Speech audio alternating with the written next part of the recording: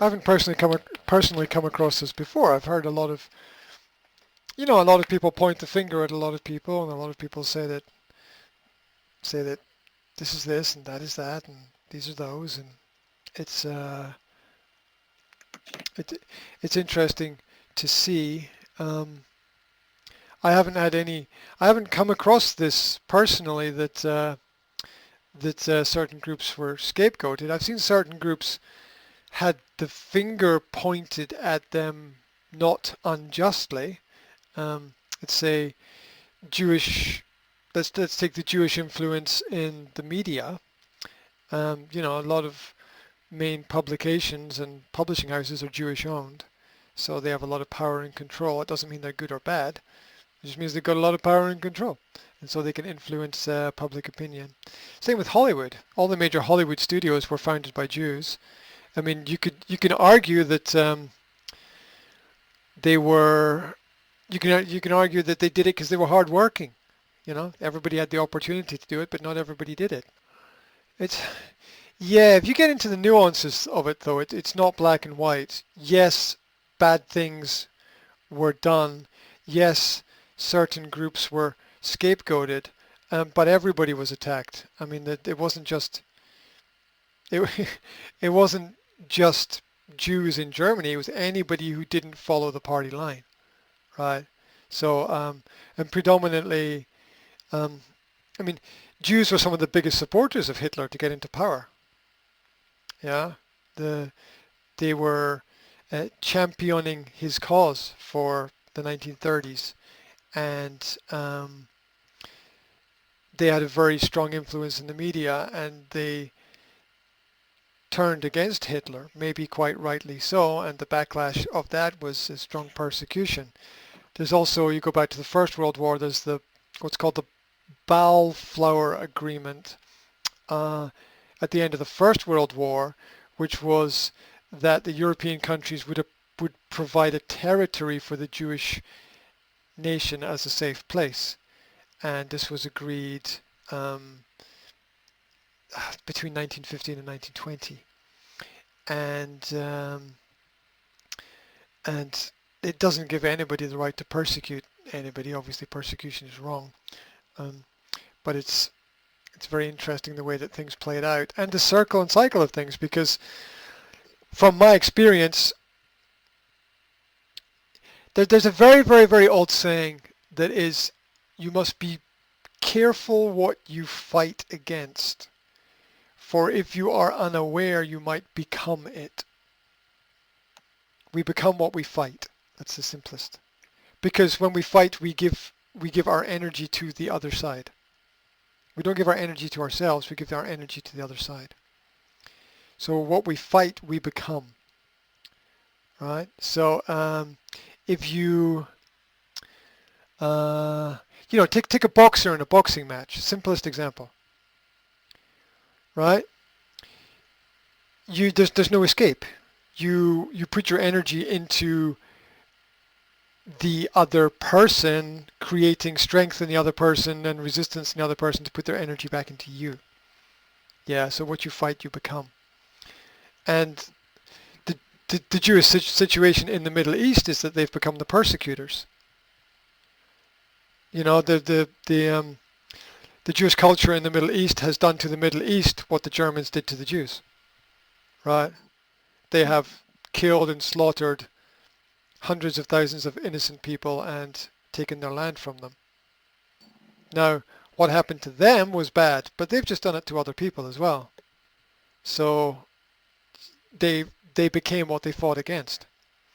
And then if you go back further into Jewish history, there's a question of that there's the ongoing question of who are the real Jews and where did they come from, and is there a direct or indirect line throughout history? And it's very, very, very confusing and very unclear.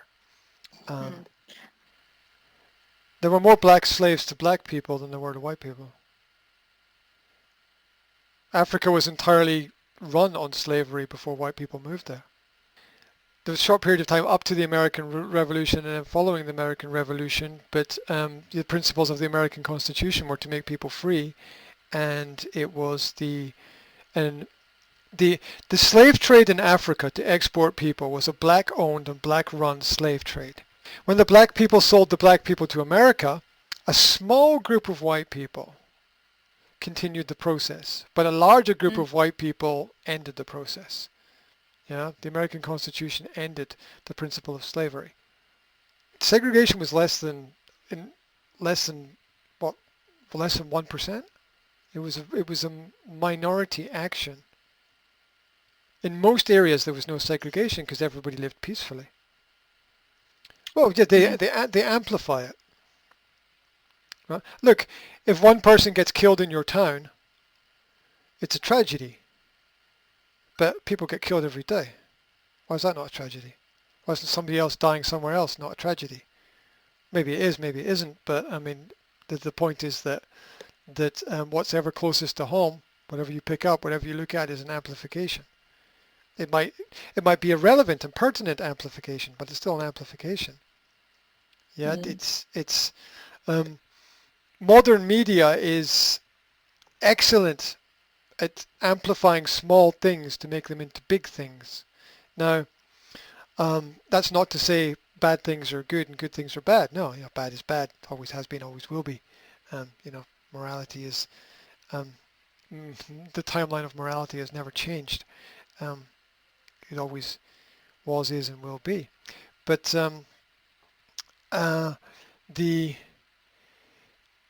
the idea of segregation has always been a minority element of how cultures organize and define themselves. Let me give you an example, a real example. So I lived in London for 5 years.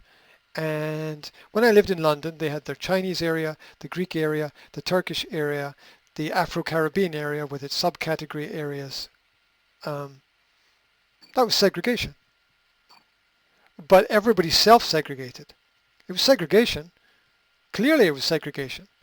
Because people never mixed and never went into the other areas.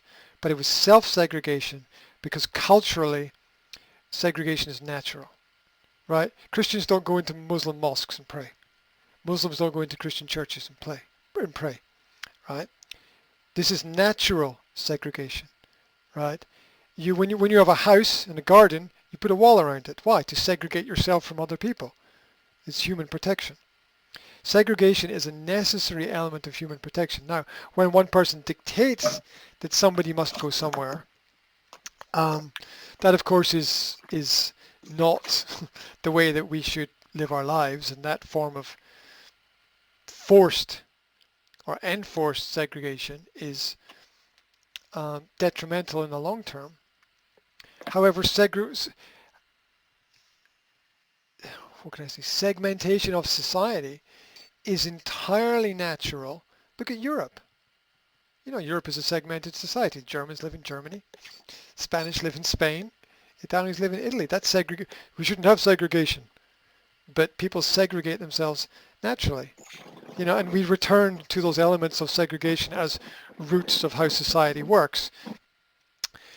At the end of the day, you go home to your own house, your own home.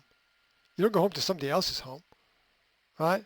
So segregation is an essential part of the way society operates in general, and that's the way that it is 99% of the time. There is a small element of society which is the forced segregation of certain people into certain areas, as was horribly done under slavery and as was most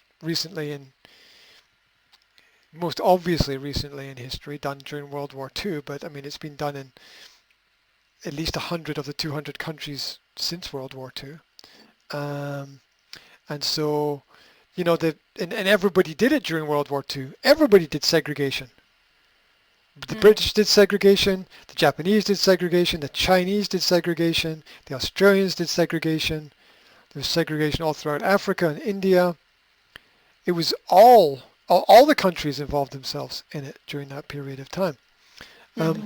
If you don't have segregation, you end up with France. The whole country is burning to the ground. Why?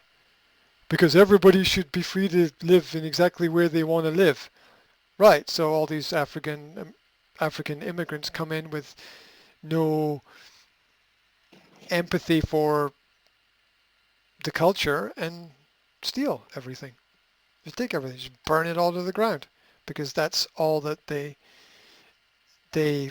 know, because that's all they've been told, because that's all they've been prepared for the last 50 years. Um, and so um, just, there you can amplify small segments of segregation which were horrible in the past.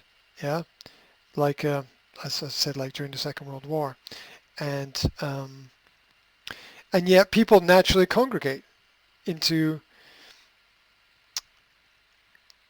their own cultural areas. It's as natural as the sound of your own voice or the color of your eyes. It's the way that human beings are. And it's to ignore humanity to think that we can live without segregation and everybody having access to everything equally, which is never going to happen because people don't put in an equal effort. Some Mm. cultures work harder than others. The Jewish culture is known to work extremely hard. There's massive work ethic there that doesn't exist in Afro-Caribbean cultures. It's not saying one is better than the other. I'm just saying they have different approaches to life.